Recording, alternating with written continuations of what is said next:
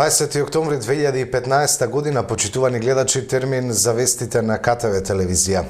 Синоќа СДСМ пред Кавадарчани ја представи програмата Визијата за Македонија. Присутните имаа можност да даваат своји предлози кои ќе бидат содржани во програмата на Социјалдемократскиот сојуз.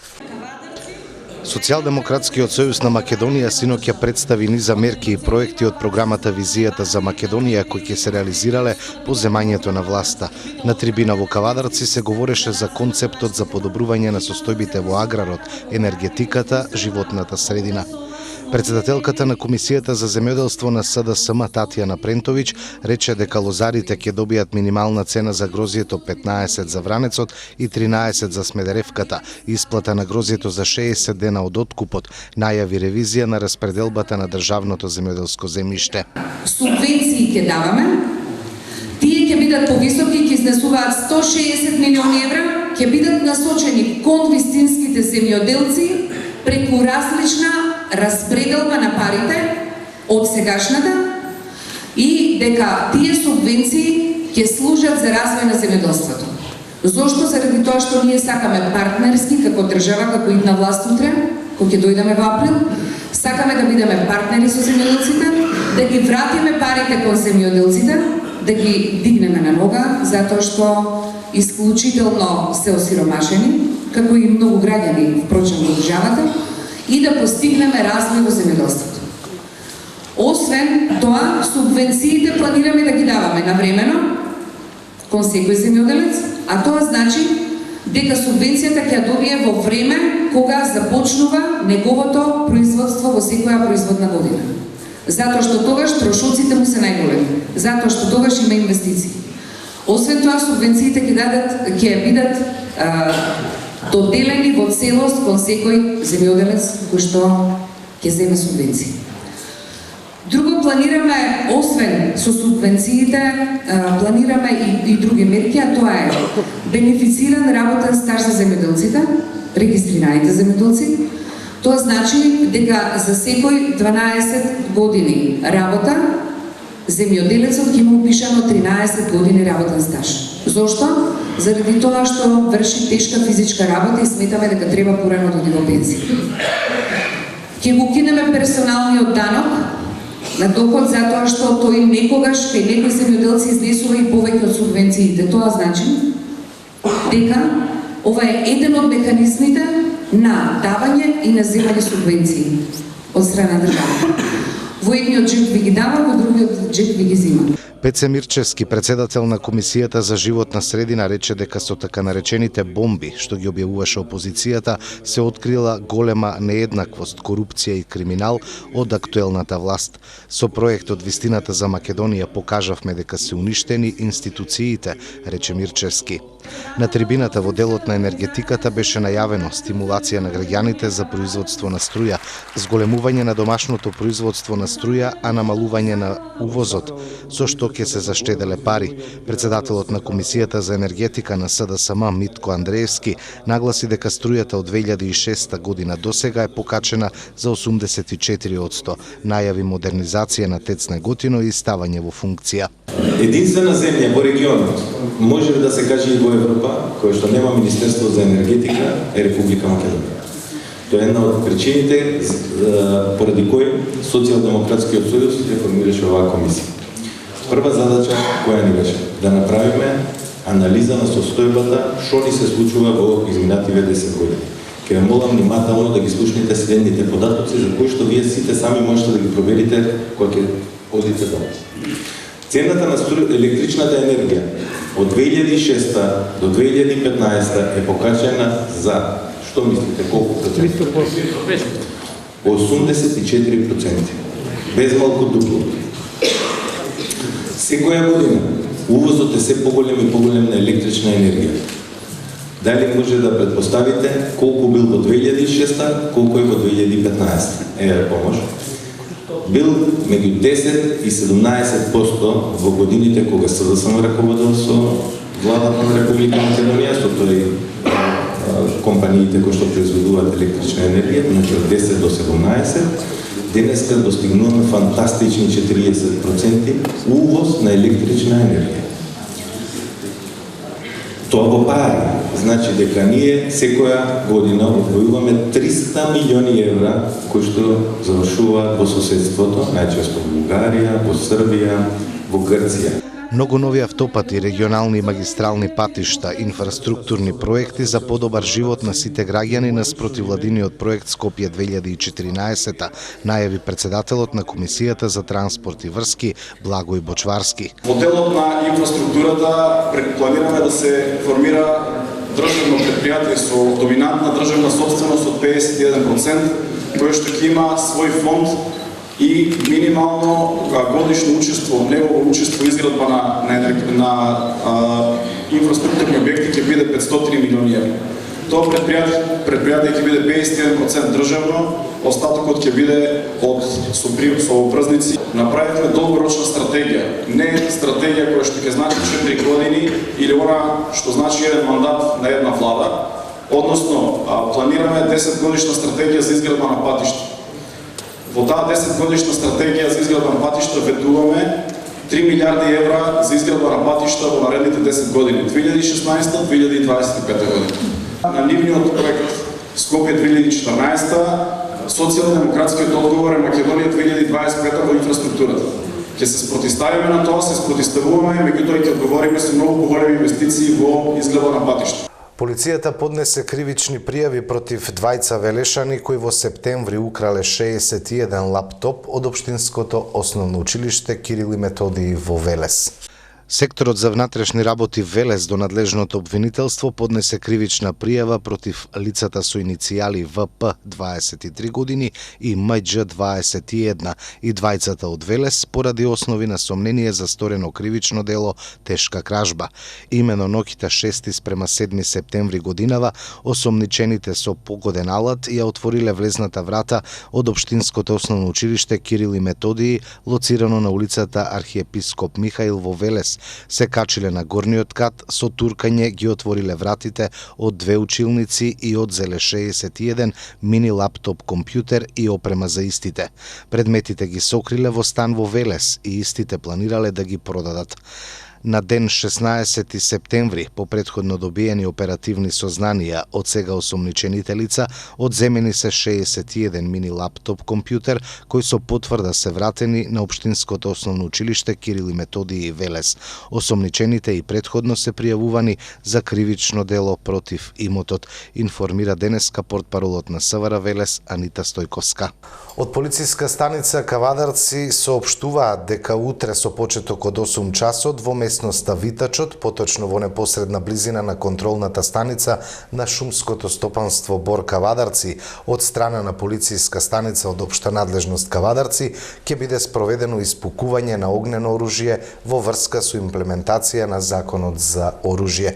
Поради тоа се информира местното население во наведениот период и место да не се движи како не би дошло до несакани последици, се вели во соопштението од полициска станица Кавадарци.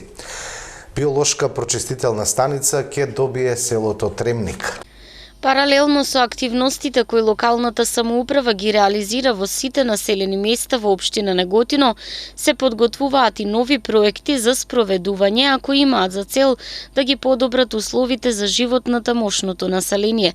Па така во рамки на проектот водоснабдување и одводнување на отпадни води, кој се реализира во соработка со Министерството за транспорт и врски, а е финансиран со средства од Европската инвестициона банка, Општина Неготино започна со подготовка на проект за изградба на биолошка прочистителна станица во село Тремник, која е предвидена да биде од контејнерски тип и со зафатнина од 240 метри кубни. Купната процената вредност на овој проект изнесува 6.143.028 денари, а следува по завршувањето на проектот за изградба на фекална мрежа на територијата на целото село, пошто во моментот се одвиваат активности за приклучување на населението на истата.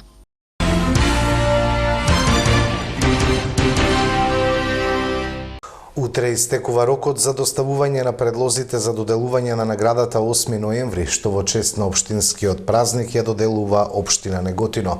Право на учество имаат сите правни и физички лица. Наградата се доделува за придонес во развојот и афирмацијата на Неготино. Традиционално, како и секоја, така и оваа година во пресрет на одбележувањето на празникот на општина Неготино, денот на ослободувањето, 8 ноември, локалната самоуправа објави повик со кој беа повикувани сите заинтересирани да доставуваат предлози за добитници на признанијата, наградата и евентуално за почесен граѓанин на општина Неготино. Предвидениот рок за доставување на предлозите истекува утре, среда, 21 октомври, до кога можат да се предлагаат поединци или институции кои во периодот меѓу двата празника со своето работење имаат дадено придонес во развојот и афирмацијата на општина Неготино, а предлози во писмена форма можат да доставуваат сите заинтересирани правни и физички лица со задолжително образложение за предложениот кандидат или институција. Предлозите се доставуваат до архивата на општина Неготино, а потоа по истите расправа и се произнесува Комисијата за награди и признанија при општинскиот совет. Конечната одлука за тоа кои ќе бидат добитници на наградите и признанијата за оваа година ја носат советниците во советот на општина Неготино, а градоначалникот на општина Неготино Ванчо Апостолов наградите ќе ги врачи на свечената седница по повод празникот на општина Неготино 8 ноември. Во рамки на кампањата за борба против гладта и одбележувањето на 16 октомври, Општинската организација на Црвен крст Кавадарци со низ за активности помага на ранливата категорија на граѓани.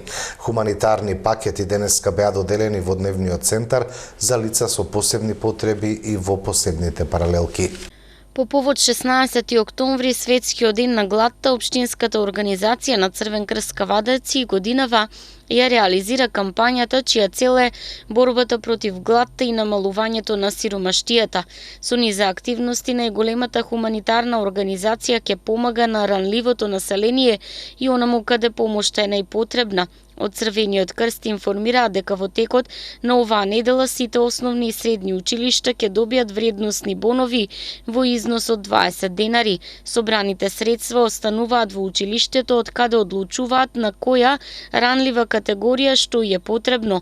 За некои храната е неминовна, но има и такви кај кои од големо значење се и облеката и хигиенските средства, па токму затоа ние како организатори одлучивме училиштето само да ја направи набавката на хуманитарните пакети и истите да ги донира во вистински раце, додаваат од Црвен крст. Оттаму потенцираат дека освен вредносните бонови низ училиштата, плакати со жиросметка и телефони за донирање има и низ повеќе видни места во градот со цел во кампањата да се вклучат сите заинтересирани граѓани.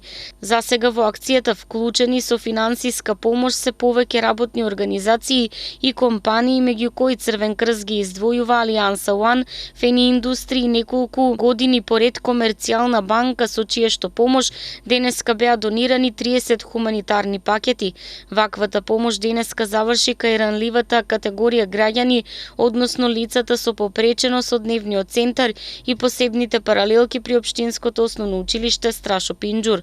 Освен овие пакети од нашиот донатор, пакети ќе има можности за нови, но се зависи од желбата за помош на нашите граѓани, вели Розе Илова, секретар на Кавадаречкиот Црвен крст. Таа уште еднаш потсетува дека целата кампања за борба против гладта ќе трае до крајот на овој месец, а во истата може да се вклучат сите, не само финансиски, туку и со помош во вид на облека, храна, средства за хигиена и слично, кои може да ги достават во просториите на Црвен крст секој работен ден од 8 до 15 часот. Ноќта сабота меѓу недела почнува зимското сметање на времето, со што стрелките на часовникот ќе се поместат за 1 час назад. Тоа значи дека во 3 часот ноќта стрелките на часовникот треба да се вратат на 2 часот, така што ќе се спие 1 час повеќе. Зимското сметање на времето почнува последниот викенд во октомври и трае до последниот викенд на март. Винотек викендов спроведе уште една акција за промоција на винскиот туризам. Сдруженијето на граѓани за промоција на винскиот туризам и винската култура Винотек Кавадарци од викендот започна со промоција на малку поинаков тип на вински туризам. Имено во соработка со Сдруженијето на велосипедисти Кавадаречки точкаџии се посетија винарии од овој крај. Со велосипеди се тргна од центарот на Кавадарци. Прва дестинација за посета беше винаријата Стоби, каде велосипедистите беа примени во отворениот ресторан на Визбата. Се презентираа и дегустираа сервираа вина. Потоа се продолжи до манастирот Свети Ѓорги во Неготино, а на крај велосипедистите пристигнаа до новата црква во Кавадарци Света Петка, која беше осветена во неделата. Од Винотек велат дека и понатаму ќе работат на промоција на винскиот туризам со повеќе новини.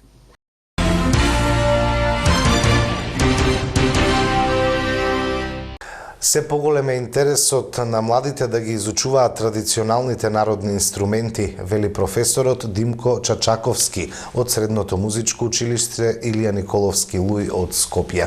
Гостувањето на академскиот фолклорен ансамбл Македонија во Кавадарци во рамките на Кавадаричката културна есен беше можност да разговараме со професорот по народни инструменти Димко Чачаковски во Средното музичко училиште Илија Николовски Луј во Скопје, колку младите се одлучуваат да свират на традиционалните инструменти како што се кавалот, гајдата, зурлата, тапанот, па дури и каното и утот како чалкински инструменти.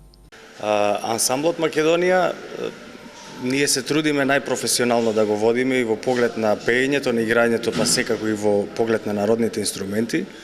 Сите кои што учествуваат во ансамблот, тоа се разбира ученици кои што се од одделот за традиционална музика и игра од Средното музичко училиште Илија Николовски Луј од Скопје и етнокореолозите од Штип, од Универзитетот Гоце Делчев. Сите се обврзани дека мора да свират инструмент, некои од народните инструменти. Ние ги имаме во нашите редови застапено двата видови на оркестри, тоа се оркестарот за традиционални инструменти и оркестарот за чалгиски инструменти. До сега интересот, знаеме дека катедрите кои што беа отворени уште во 90-тите години за традиционални инструменти функционираат и се поголем е интересот кај младите веќе да ги изучуваат овие инструменти. Тоа се гајдата, тамбурата, кавалот, зурлата, тапанот. Но морам да кажам дека веќе расте интересот кај студентите и кај учениците да ги изучуваат чалгиските инструменти, кои што се исто така дел од македонската традиција.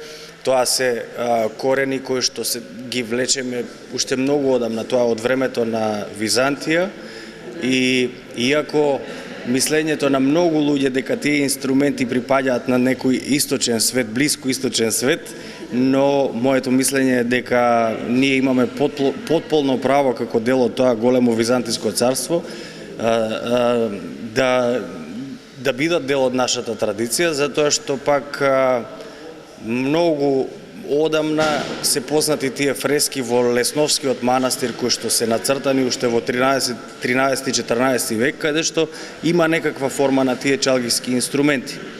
Јас неодамна бев во Анкара, бев поканет,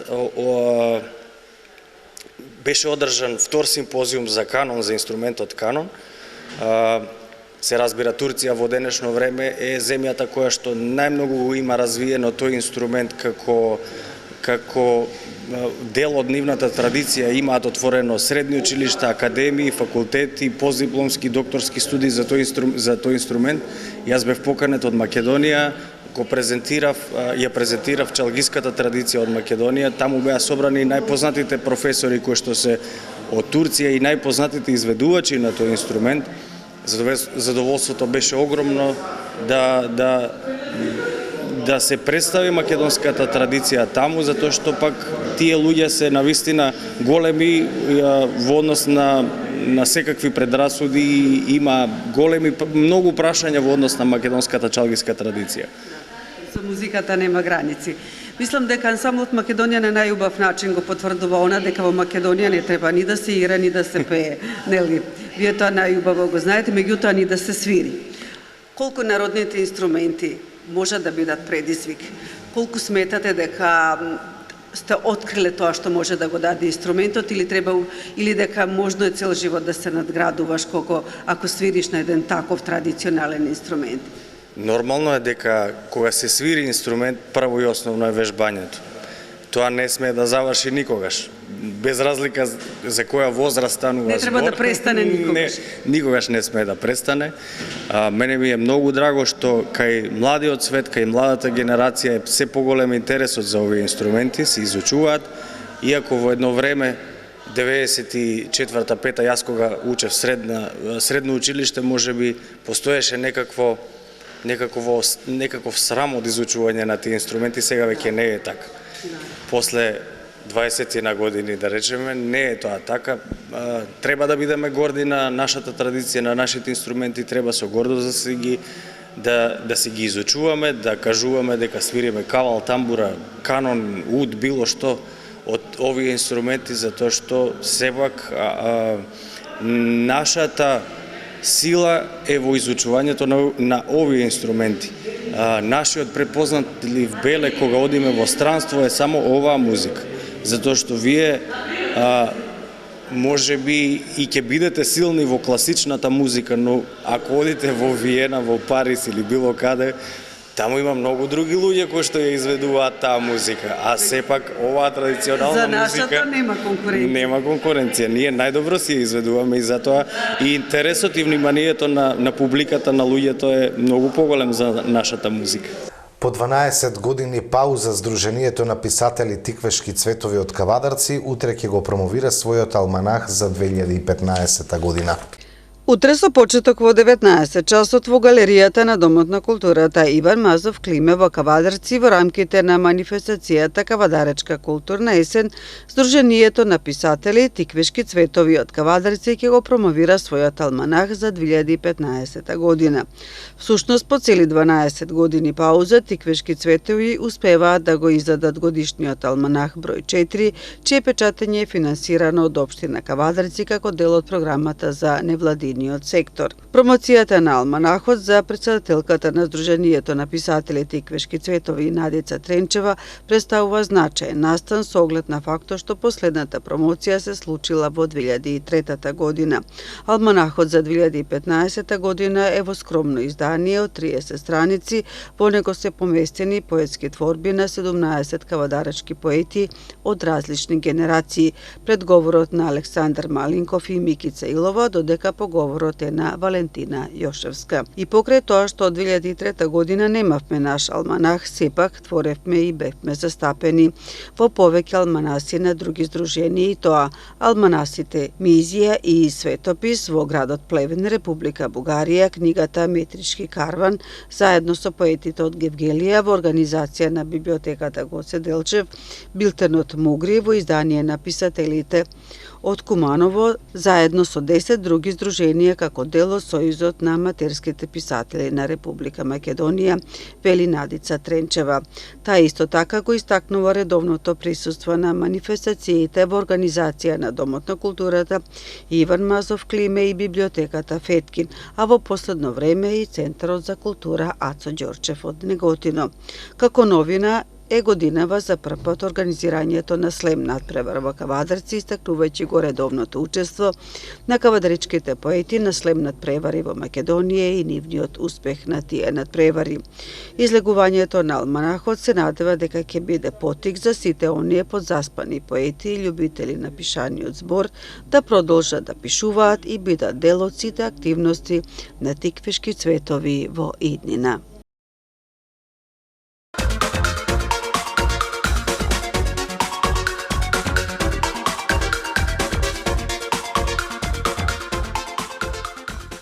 На крајот вестите прогнозата за времето. Од денеска нашето подрачје е под влијание на влажна воздушна маса, што ќе услови врнежи од дожд со промени во интензитет и пад на температурите. Повремен дожд ќе има утре попладне и преку ноќта, а во четврток врнежите ќе се интензивираат, особено во западните и јужните делови од земјава, каде што повторно можат да имаат пороен карактер. Температурата ќе биде во опаѓање. Информацијата за времето беше последна во ова издание на регионалните вести. Секое добро со нашата програма.